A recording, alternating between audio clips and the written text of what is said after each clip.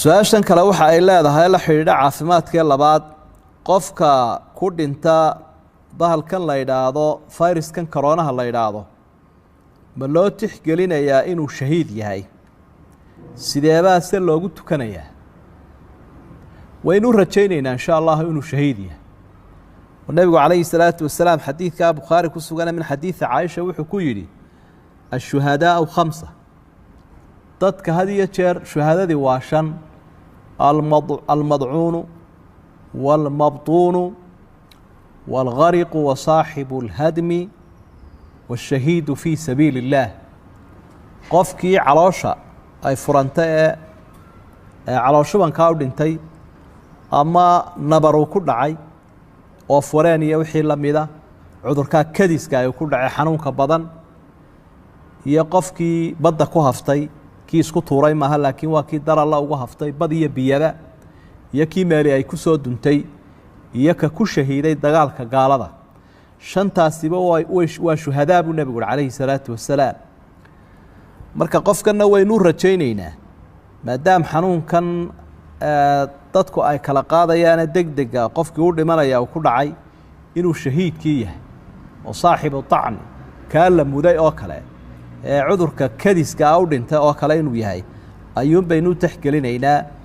marka shahiid dunya wa shahiid alaakhira baa jira shahiid fi dunya wa shahiid fi dunya walaakhira macnaha kan waa la maydhayaa waa lagu tukanayaa waa la kafmayaa waa la aasayaa laakiin qofka dagaalka gaalada ku dhintay isagu ma yeelanayo arrimaha aynu soo sheegnee maradiisi baa lagu duuduubayaa waana la aasayaa waayahay sidee loogu tukanayaa ama kafantii loogu xidhayaa haddii dhakhaatiirtu ay caddeeyaan qofkan meydkiisa in laga qaadayo cudurkii oo saa cudurkii uu ku baahayo haddii loo maydho ama la taataabto arrintaasi hadday cad tahay oo wax suganayto dhakhaatiirtii aaminka ay sidaa sheegeen la taaban maayo kafantii baa lagu xidhi doonaa iyo bacdiga wixii loo diyaariyey waana loo gebagabayn doonaa sidaasaana loogu tukanayaa oo lagu aasayaa waayo ilaahay baa wuxu uhi fattaquu llaha ma stadactu ilaahay ka cabsada intaa karteen intaynu karnay waa intaa qofkan caafimaadka qabana cudur sabab loogu noqon maayo marka wixii inagaga waajibay afartii arrimooda meydka u waajibay intaynu karnaabaynu samaynaynaa waa maydhidii kafantii aaskii iyo salaadii intaynu karna iyadoo hagrasha aanay jirin ayaynu samaynaynaa marka habka loogu tukanayaana waa habkaas isaga weeye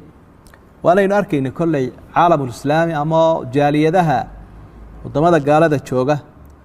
qaar masaajidada iyo xarumaha qaarkood oo is-abaabulay oo barnaamijkii wiqaayada iyo qalabkiina culimmadu ay diyaarsadeen iyo habkii loo buufinayay iyo habkii loo nidaaminayay taasina wax wanaagsan weeye si qofkii aan loo gubin ama loo tuurin oo xurmadii qofka muslimkaa jinaasadiisa aan meel loogaga dhicin